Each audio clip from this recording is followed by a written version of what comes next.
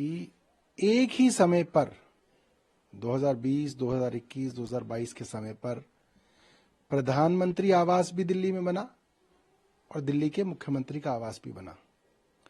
दिल्ली के मुख्यमंत्री के आवास के बारे में कहा जा रहा है भारतीय जनता पार्टी द्वारा कि 40 करोड़ रुपए खर्च किए गए और ये ऑन रिकॉर्ड उपलब्ध है कि प्रधानमंत्री जी के आवास के लिए 467 करोड़ रुपए का टेंडर हुआ, 467 करोड़ रुपए का, और उसके अंदर 36,000 स्क्वायर फीट एरिया का प्रधानमंत्री आवास बना।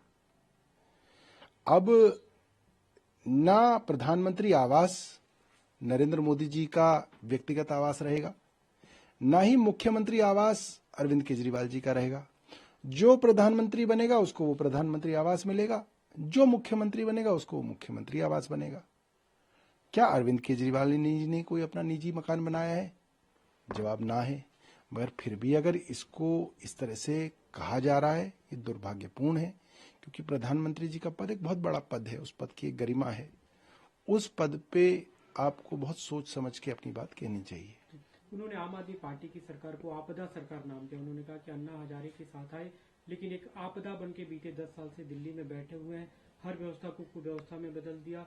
उन्होंने कहा कि समग्र शिक्षा का पैसा जो आता है उसे आप लोगों ने खर्च नहीं किया, शिक्षा व्यवस्था का बुरा हाल है, यमुना की सफाई नहीं की, आपदा सरकार बैठी। उन्होंने कहा आपदा सरकार जाएगी तभी लोगों को राहत मिलेगी। देखिए, प्रधानमंत्री जी के मुंह से दिल्ली की शिक्षा व्यवस्था के बारे में सुन के बहुत हंसी आ रही है। एक तरफ प्रधानमंत्री जी जो गुजरात के मुख्यमंत्री रहे, गुजरात में 25 साल सरकार चलाने के बाद भी गुजरात चुनाव से पहले प्रधानमंत्री जी को एक स्टूडियो में स्कूल बनाना पड़ा और उसके अंदर शूटिंग करानी पड़ी, वीडियो बनवानी पड़ी।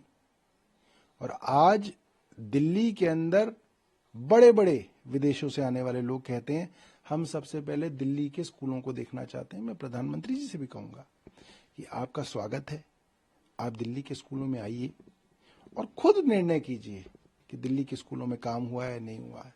सिर्फ सुनी सुनाई बातों पे यकीन करके उसको इतने बड़े मंच से कहना जो है दुर्भाग्यपूर्ण है। बाकी मुद्दों पे जो घेरा है, खासतौर पे आपको आपदा सरकार जो उन्होंने कहा, उस पे क्या कहेंगे आप? देखिए, आपदा के अंदर 2 सरकारों के काम पूरे देश ने देखे। कोरोना के दौरान पूरे देश में ऑक्सीजन का हाहाकार मचा। गंगा किनारे लाशों को जलाने के लिए लोगों के पास न जगह थी न पैसे थे और हिंदुओं ने अपनी लाशों को दफनाया गंगा के किनारे। वो उत्तर प्रदेश का मंजर आज सारे देश को याद है। किस तरीके से पूरा का पूरा जो व्यवस्था थी केंद्र सरकार की वो ठप हो गई, वो भी लोगों को मालूम है। और किस तरह से दिल्ली सरकार के सारे मंत्री, सारे विधायक सड़कों पे उतर के लोगों की मदद कर रहे थे, वो भी लोगों ने देखा। तो चुनाव के समय आरोप प्रत्यारोप लगेंगे, मगर मुझे लगता है कि जो बातचीत होनी चाहिए वो फैक्ट्स पे आधारित होनी चाहिए। निराधार आरोप लगाने से कोई फायदा नहीं होता।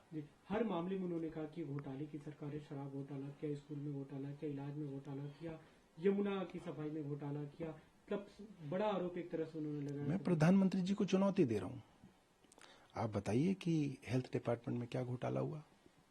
जितने आरोप इन्होंने लगाए वो सारे के सारे आरोप बेबुनियाद पाए गए। इन्होंने कहा दवाइयां नकली हैं, लेबोरेटरी से रिपोर्ट आ गई कि दवाइयां नकली नहीं थी।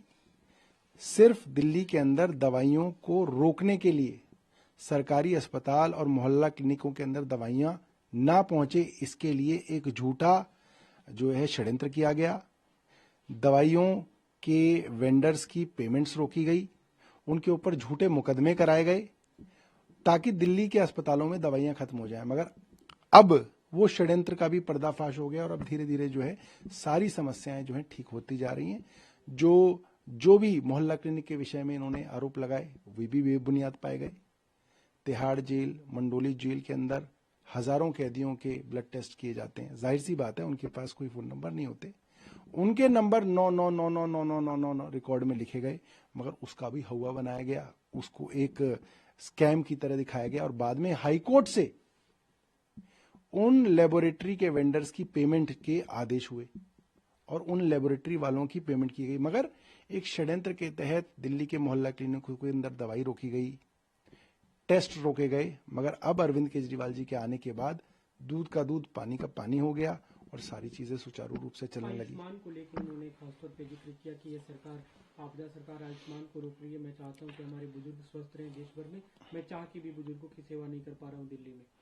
मैं प्रधानमंत्री जी से ये जानना चाहता हूं, आप कह रहे हैं 70 साल से ऊपर जो बुजुर्ग होगा उसको आप मुफ्त इलाज देंगे, वो भी 5 लाख रुपए का देंगे, जबकि आदमी की रिटायरमेंट एज 60 साल है। आप 60 साल से 70 साल वालों का क्या करेंगे?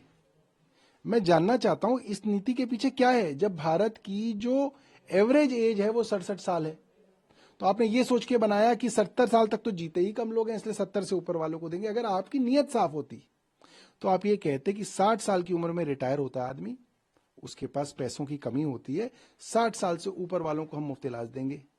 आपने नहीं दिया। दिल्ली सरकार ने वो पॉलिसी अनाउंस की, संजीवनी योजना के अंदर हम लोग 60 साल से ऊपर वालों को इलाज भी देंगे और 5 लाख की लिमिट नहीं लगाई हमने। जितना भी खर्चा उसके इलाज में होगा प्राइवेट अस्पतालों के अंदर उनका इलाज कराया जाएगा। दूसरा, इन्होंने कहा कि सिर्फ उस 10 से 15% आबादी को आयुष्मान भारत के अंदर आप 5 लाख रुपए का बीमा देंगे जिसके पास फ्रिज ना हो, मोटरसाइकिल ना हो, 10,000 रुपए से कम उसकी आमदनी हो। दिल्ली में कौन ऐसा आदमी है जिसकी 10,000 रुपए से कम आमदनी हो महीने की, जिसके पास फ्रिज ना हो, जिसके पास मोटरसाइकिल ना हो? हम दिल्ली के सभी लोगों को वो सुविधा देना चाहते हैं। हम जो है ये नहीं करना चाहते कि 15% लोगों को देंगे और 85% लोगों को नहीं देंगे, हम सबको देंगे। और आज मैं प्रधानमंत्री जी और उनकी पार्टी से कहना चाहता हूं, मेरे साथ जीबी पंथ चलिए, आपको क्यों शर्म आती है? आप जीटीबी चलिए, एलएनजेपी चलिए, मैं लेके चलूंगा आपको आईपीडी में। जितने लोग वहां पे सर्जरी करा रहे हैं उसमें आधे से ज्यादा लोग प्रधानमंत्री जहां चुनाव लड़ते हैं उत्तर प्रदेश से आते हैं। जब आप आयुष्मान भारत के अंदर आप कह रहे हैं आप सबका इलाज करा रहे हैं, तो क्यों उत्तर प्रदेश से गरीब लोगों को दिल्ली के GTB hospital, GB Pant hospital और एलएनजेपी हॉस्पिटल में इलाज कराना पड़ रहा है? कोई अमीर आदमी तो नहीं आ रहा, जाहिर सी बात है गरीब आदमी आ रहा है। उस गरीब आदमी का प्राइवेट अस्पताल में आप मैक्स में इलाज क्यों नहीं करा रहे, फोर्टिस में इलाज क्यों नहीं करा रहे? उत्तर प्रदेश में नोएडा है, ग्रेटर नोएडा है, गाजियाबाद है, साहिबाबाद है, हजारों बड़े बड़े अस्पताल हैं, लखनऊ में अस्पताल हैं, इलाहाबाद में अस्पताल हैं। उन गरीबों का इलाज आपके आयुष्मान भारत में क्यों नहीं मुफ्त में हो रहा? क्यों उनको दिल्ली के सरकारी अस्पताल में आना पड़ रहा है? ये जवाब दे भारतीय जनता पार्टी। क्योंकि आयुष्मान भारत योजना एक फ्रॉड पर आधारित एक योजना है, जहां पे 18 साल के युवाओं की जो है एंजियोग्राफी कर दी जाती है। अभी अभी गुजरात से खबर आई, जहां पे मरणोपरांत जो है ऑपरेशन किए जा रहे हैं, ये खबरें भी आई। तो एक ऐसी योजना जिसका कोई प्रैक्टिकल आधार नहीं है, उसको दिल्ली पे थोपने की कोशिश भारतीय जनता पार्टी की केंद्र सरकार कर रही है।